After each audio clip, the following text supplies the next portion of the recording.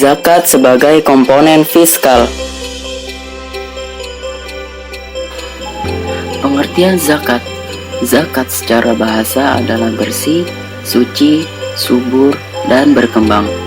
Zakat adalah sejumlah harta yang wajib dikeluarkan oleh umat muslim untuk diberikan kepada golongan yang menerima. Zakat termasuk rukun Islam yang keempat. Hukum zakat. Hukum zakat wajib bagi umat muslim yang memenuhi syarat. Macam-macam zakat. 1. Zakat fitrah. Zakat yang wajib dikeluarkan oleh umat Islam menjelang hari raya Idul Fitri atau pada bulan suci Ramadan. 2. Zakat mal. Zakat yang dikeluarkan dari hasil pertanian, pertambangan, hasil laut, ternak, emas dan perak. Dalam Undang-Undang Nomor 38 Tahun 1998 tentang pengelolaan zakat, pengertian zakat mal adalah bagian dari harta yang disisihkan oleh seorang muslim atau badan yang dimiliki orang muslim sesuai dengan ketentuan agama untuk diberikan kepada yang berhak menerimanya.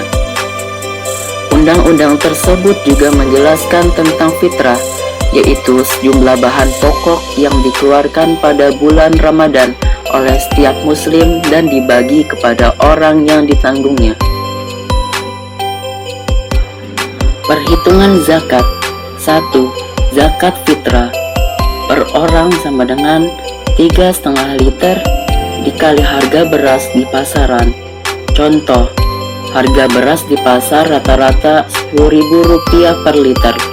Maka zakat yang perlu dibayar setiap orang adalah 3,5 liter dikali Rp10.000, maka hasilnya adalah Rp35.000.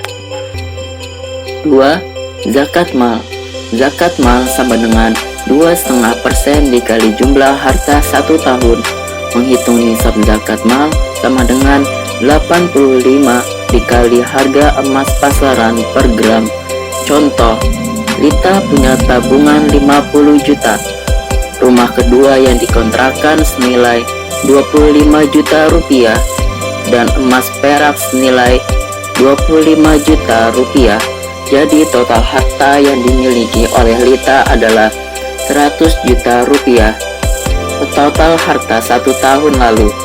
Maka Lita harus membayar zakat mal sebesar 100 juta rupiah dikali 2,5%, maka hasilnya 2,5 juta rupiah. 8 golongan yang berhak menerima zakat. 1. Fakir. Orang yang tidak memiliki harta untuk mencukupi kebutuhannya. 2. Miskin. Orang yang tidak memiliki penghasilan. 3. Amil zakat. Petugas penerima dan pengelola zakat. 4. Mu'allaf. Orang yang baru masuk Islam. 5. Budak. Saudara-saudara kita yang sedang menebus diri untuk merdeka. 6. Orang yang berhutang. Mereka yang berhutang atau meminjam uang guna sebagai penyambung hidup. 7. Fi sabilillah. Mereka yang sedang berjuang di jalan Allah untuk membela agama Islam. 8. Ibnu Sabil. Saudara-saudara kita yang kehabisan bekal saat perjalanan di jalan Allah. Manfaat zakat. 1. Mempererat tali persaudaraan dengan masyarakat yang kekurangan dengan yang berkecukupan. 2. Mengusir perilaku buruk seperti iri hati dan dengki. 3. Sebagai pembersih harta dan jiwa. 4.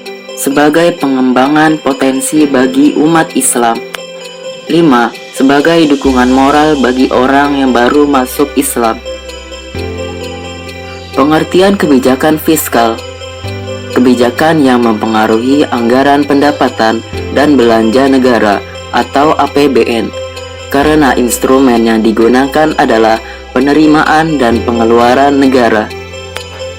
Tujuan kebijakan fiskal Tujuan utama dari kebijakan fiskal untuk menentukan arah, tujuan, sasaran, dan prioritas pembangunan nasional serta pertumbuhan perekonomian bangsa.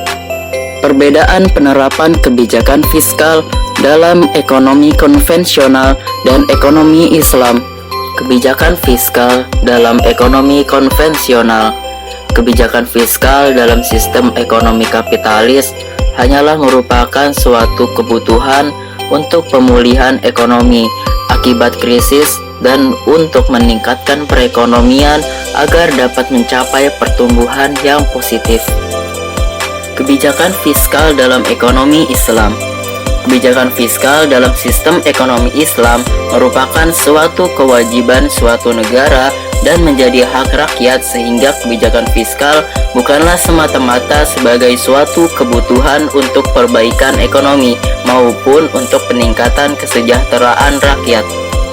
Kebijakan fiskal dan posisinya dalam sistem ekonomi Islam. Menurut Wolfson, kebijakan fiskal merupakan tindakan-tindakan pemerintah untuk meningkatkan kesejahteraan umum melalui kebijakan penerimaan dan pengeluaran pemerintah. Sedangkan menurut Samuelson dan Nordhaus, kebijakan fiskal adalah proses pembentukan perpajakan dan pengeluaran masyarakat dalam upaya menekan fluktuasi siklus bisnis.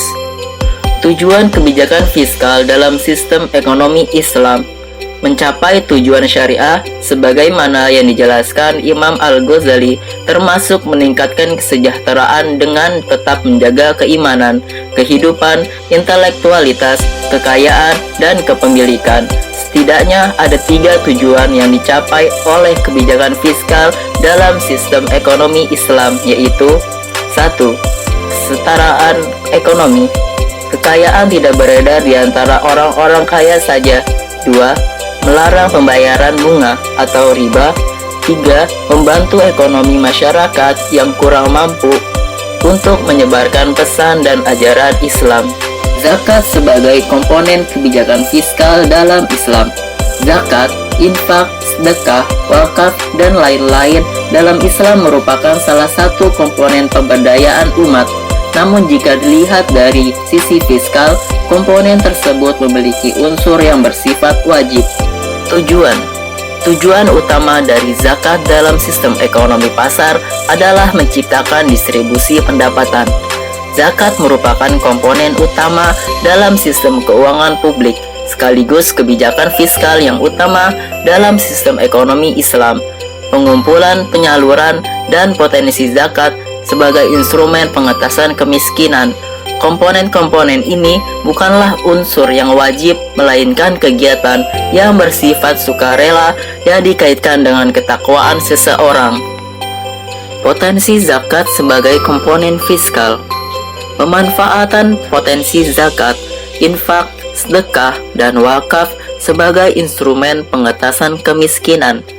Namun, apakah dalam sistem yang ada untuk mencapai tujuan penghapusan tingkat kemiskinan, pemerintahan yang ada dibolehkan untuk memungut pajak lain di luar zakat? Zakat sendiri bukanlah suatu kegiatan yang semata-mata untuk tujuan duniawi, seperti distribusi pendapatan, stabilitas ekonomi, dan sebagainya. Zakat sesungguhnya merupakan instrumen kebijakan fiskal Islami yang sangat luar biasa potensinya.